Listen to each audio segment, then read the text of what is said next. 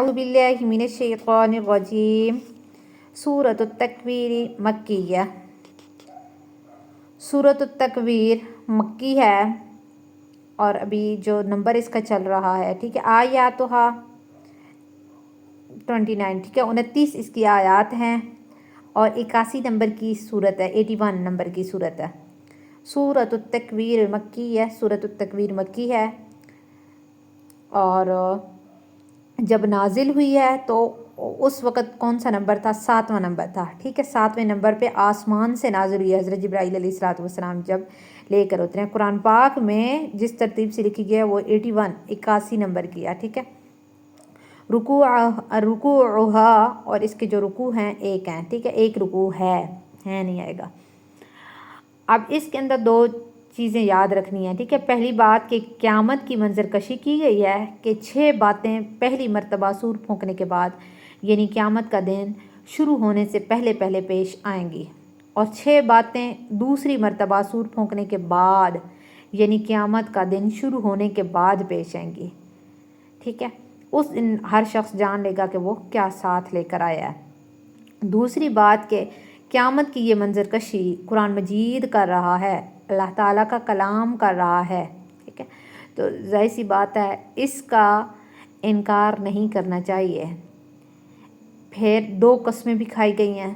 पहली कसम से ये बात साबित की गई है कि भाई जिस तरीके से 5 सैयारे चलते चलते पीछे हट जाते हैं, फिर पीछे ही चलते रहते हैं यहाँ तक कि कभी अपने मतवाले में छुप जाते हैं, इसी तरीके से हज़रत जिब्राईल अलैहिस्सलाम वही लेकर आते हैं, फिर वही पहुँचाकर पीछे लौट जाते हैं, फिर अपनी रविश चेंज करते हैं, तब्दील करते हैं, अपनी रविश पर चलते चलते अपने मुस्तक़र तक पहुँच जाते हैं। फिर दूसरी कसम अल्लाह ताला ने जो खाई है उससे ये बात साबित करना है कि भाई जो जहालत की तारीकी है उसके बाद हिदायत की रोशनी फैलनी ज़रूरी है। जैसे तारीक रात जाती है तो सुबह की रोशनी नमूदार हो जाती है। तो ये सुबह हिदायत, जो सुबह हिदायत है, ये नज़ुल कुरान से शुरू हुई है। जैसे कुरान पाक नाजिल हुआ है तो समझो ये रोशनी शुरू हो गई है। फिर वही लाने वाले फ़रिश्ते की और आप अलैहिस्सलातु वस्सलाम के बारे में है, ठीक है। तो ये हम आगे पढ़ते हैं कि क्या चीज़ जिक्र की गई है, ठीक। बिस्मिल्लाहिर्रहमानिर्रहीम। इज़्शम्सु कसम है सूरज, अच्छा सॉरी किस कसम नहीं, इज़्शम्सु जब सूरज, कुव्विरत लपेटा जाएगा, ठीक है, लपेटा जाएगा, बेनूर हो जाएगा। 2 माना में है, साथ साथ ही तफसीर आपको बताती चलूँ जाती हूँ, ठीक है, ताकि आपके लिए मुश्किल ना हो। अब सबसे पहले ना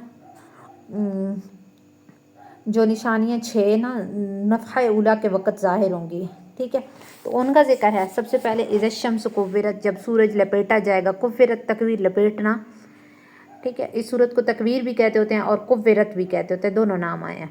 तो जब सूरज लपेटा जाएगा या बेनूर हो जाएगा, इन 6 वाक़यात में सबसे पहले जो सबसे बड़ा हादसा है ना, पहले नहीं, सबसे बड़ा जो हादसा है वो सूरज का बेनूर होना है।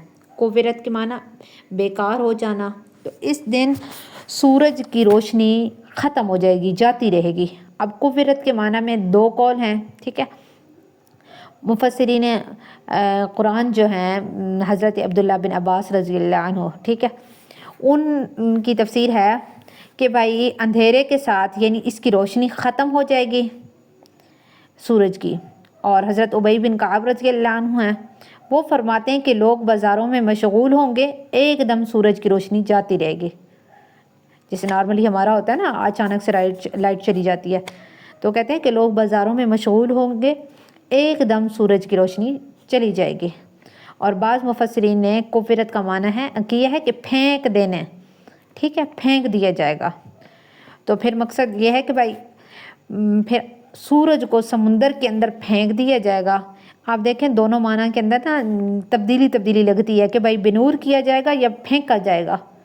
इन दोनों के अंदर एतराज़ तो नहीं है।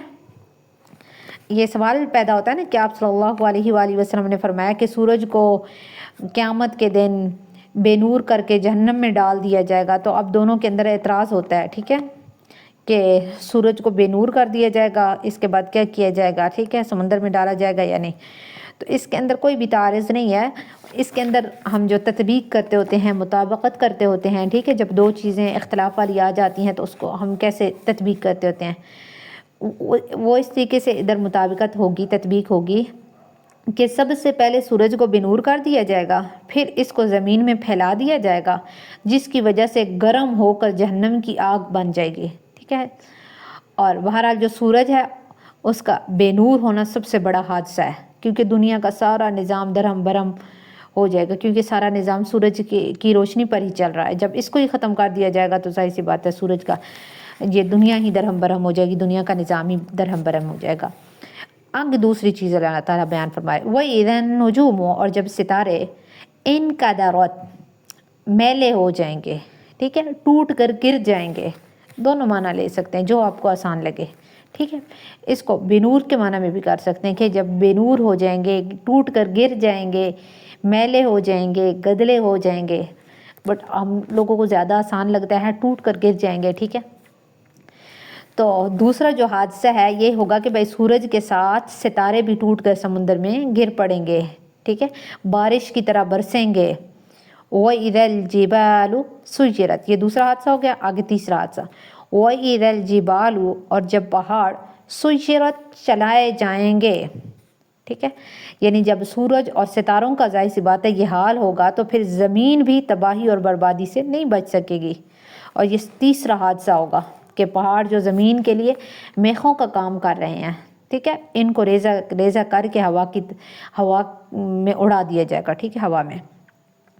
آگے چوتھا حادثہ، وَإِذَا الْعِشَارُ، اور جب 10 ماہ کی گابن اونٹنی عطلت کھلی چھوڑ دی جائیں گی، ٹھیک ہے، یعنی جب 10 ماہ کی گابن اونٹنیاں چھوڑ دی جائیں گی۔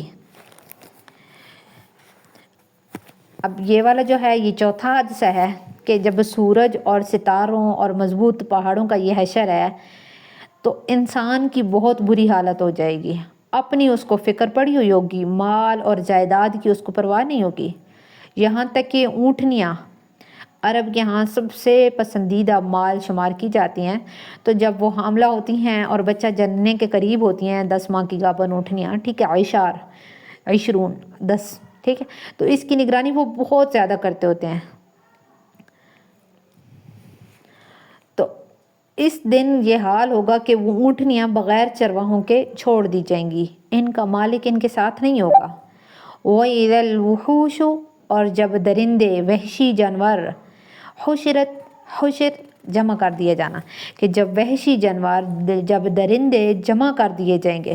اب جو 5واں بڑا حادثہ ہونا ہے وہ یہ ہونا ہے کہ بھائی وحشی جانور جو آدمی کو دیکھ کر ہی بھاگ جاتے ہوتے ہیں اور ایک دوسرے سے بھی گریز کرتے ہیں، ایک دوسرے کے قریب بھی نہیں آتے ہیں، تو اکٹھے نہیں رہتے ہیں، تو جس دن سور پھونکا جائے گا اس دن ایسا خوف طاری ہوگا کہ سارے کے سارے جو جانور ہوں گے وہ پہاڑوں، جنگلات وغیرہ کو چھوڑ کر آبادیوں کی طرف اکٹھے ہو جائیں گے، جمع ہو جائیں گے، ٹھیک ہے۔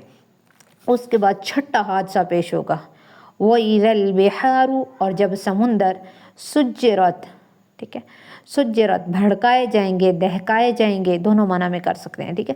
تو جب سمندر بھڑکائے جائیں گے، اب جو چھٹا حادثہ ہے وہ سمندر کو بھڑکا دیا جائے گا، ٹھیک ہے۔ سجرت کے معنی ہیں، مفسرین کے مختلف اقوال ہیں، بعض مفسرین نے بھڑکائے جانے کا یہ مطلب بیان کیا ہے کہ سمندر میں جوش آ جائے گا، جب زمین ہلے گی، پہاڑ اڑیں گے، تو بھلا سمندر کیسے اپنی جگہ پر رہ سکتا ہے، کیسے اپنی جگہ پر رہے گا، تو اس کے اندر بھی جوش آ جائے گا، یہ خشکی پر پھیل جائے گا، جو انسان ہیں، حیوانات ہیں، بڑی بلند بالا جو چیزیں ہیں، ٹھیک ہے، ان کو ڈبو دے گا، ٹھیک ہے، اپنے پانی کے اندر ہی ڈبو دے گا۔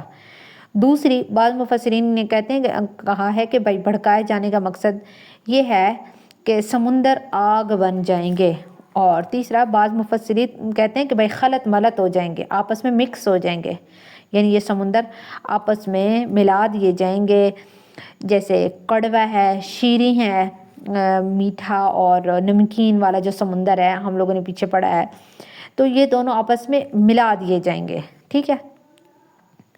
اور ظاہر سی بات ہے یہ سارے جو دونوں معنی ہیں یہ درست ہیں، کیونکہ اول تو جو تمام سمندر ہیں ان کو آپس میں رلا ملا دیا جائے گا، خلط ملط کر دیا جائے گا، آپس میں مکس کر دیا جائے گا.